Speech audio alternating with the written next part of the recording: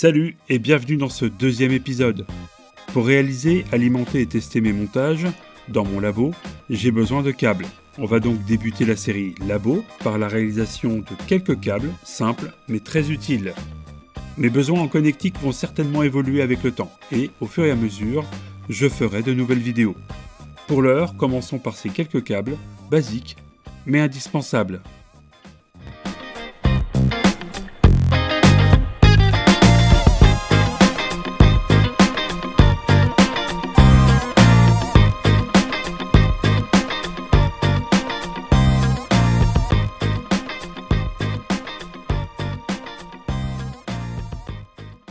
Vous allez me dire qu'on trouve assez facilement, et à des prix raisonnables, des câbles tout faits sur eBay, Banggood ou AliExpress. Vous avez raison, mais en les achetant, on n'a pas vraiment le plaisir de les avoir réalisés soi-même. J'ai donc commandé quelques fiches bananes, quelques pinces croco, et j'ai puisé dans mes stocks une poignée de câbles de récupération. Pour réaliser rapidement des câbles de bonne facture qui résisteront au temps et aux manipulations intensives, on a besoin de flux de soudure. Personnellement, j'utilise du flux en pâte que j'applique au pinceau. D'un fer relativement puissant, le mien fait environ 50 watts, avec une panne moyenne ou large, de soudure à l'étain plomb de bonne qualité, d'un outil à dénuder et d'une pince qui coupe le câble bien net. Réaliser des câbles n'a rien de très compliqué, mais demande un peu de patience et de minutie si on ne veut pas qu'ils nous lâchent en pleine expérimentation. Je commence par deux câbles, noirs et rouges, qui me restaient d'une bidouille récente. Je vais les recycler en câbles fiche banane d'un côté et pince crocodile de l'autre. Les câbles banane croco peuvent être utiles à des tas de choses dans le labo, mais ils ont principalement deux usages: alimenter des montages et faire des mesures. La technique pour réaliser tous les câbles de cette vidéo est globalement la même. Je vais donc vous présenter une réalisation en détail et on fera rapidement le tour des autres et de leurs spécificités. Je commence par couper les extrémités de manière nette, puis je les dénude proprement à la pince à dénuder. Je bloque mon câble dans ma troisième main et j'applique un peu de flux au pinceau. Ça aide la soudure à accrocher au cuivre. Ensuite, j'étame en partant de l'extrémité, en chauffant le cuivre par le dessous et en apportant de l'étain par le dessus. C'est le cuivre chaud qui fait fondre l'étain, pas la panne.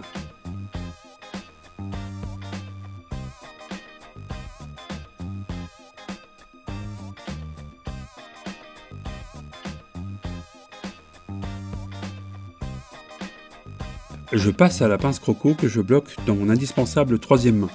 Elle aussi a droit à du flux pour faciliter l'accroche et la diffusion de la soudure. J'étame la languette de la pince croco en chauffant d'abord le métal. J'apporte ensuite de la soudure en la mettant en contact entre la languette et la panne. Pour faciliter la diffusion de la chaleur, on peut démarrer avec une petite goutte de soudure sur le fer. Je mets suffisamment de soudure pour remplir la gorge de la languette où viendra se fixer le câble que j'ai préparé. En posant la panne sur l'étain encore très chaud, il se liquéfie instantanément et je peux poser l'extrémité étamée de mon câble.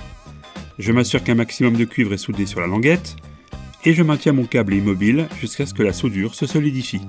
Une fois cette étape réalisée, j'assure la tenue mécanique en écrasant les mâchoires de la languette sur la gaine du câble.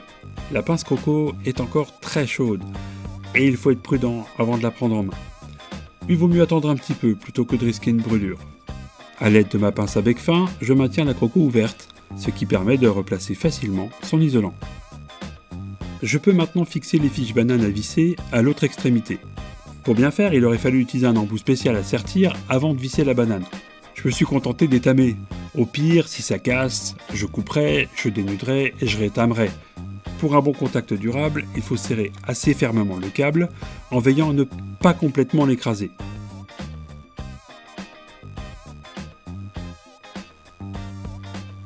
J'ai préparé le câble noir de la même manière et me voilà avec de la connectique banane croco prête pour les bidouilles et les mesures.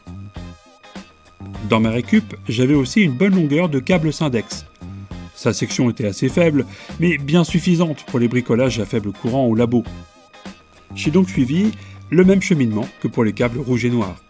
Je vous épargne le détail de la réalisation et je vous laisse regarder comment je m'y suis pris.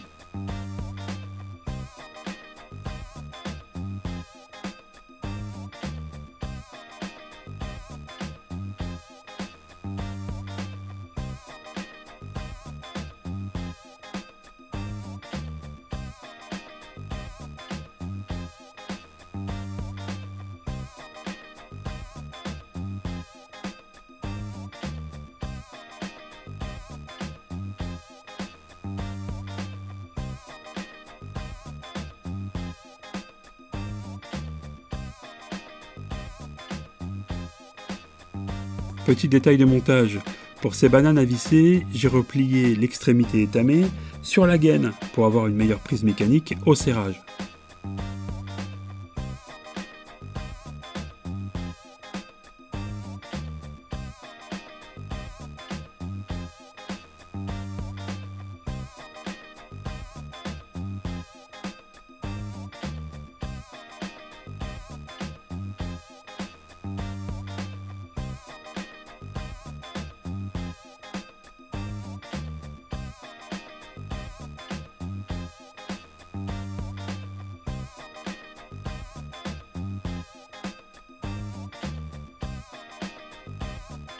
Comme il s'agit de Syndex, pour éviter aux deux câbles de se séparer davantage pendant les manipulations, j'ai simplement ajouté un morceau de gaine thermo.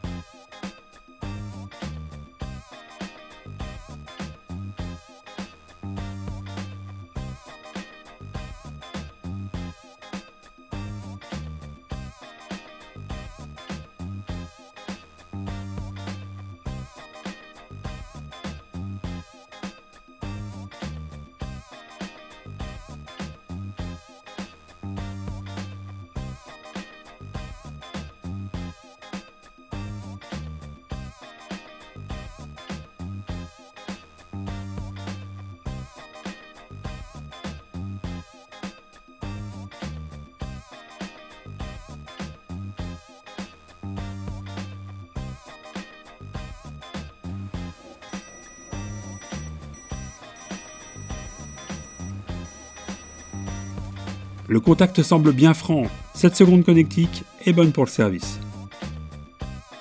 Enfin, ces deux vieux câbles de bonne section récupérés sur un lave-vaisselle feront des raccords croco idéaux. Leur réalisation ne pose aucune difficulté particulière. La technique est la même que pour les deux câbles précédents.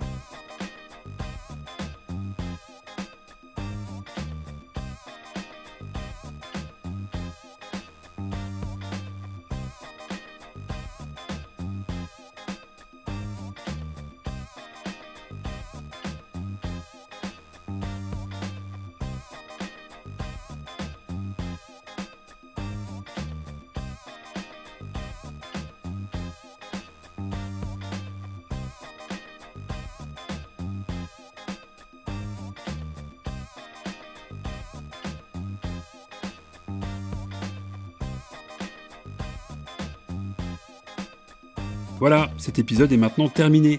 J'espère qu'il vous a plu. Si c'est le cas, n'hésitez pas à commenter, à mettre un pouce bleu et à partager cette vidéo avec vos amis bidouilleurs. J'aurai bientôt d'autres câbles à réaliser pour faire fonctionner mes Arduino. Alors abonnez-vous et cliquez sur la cloche pour ne rater aucun des prochains épisodes. Bonne bidouille à tous et à très bientôt.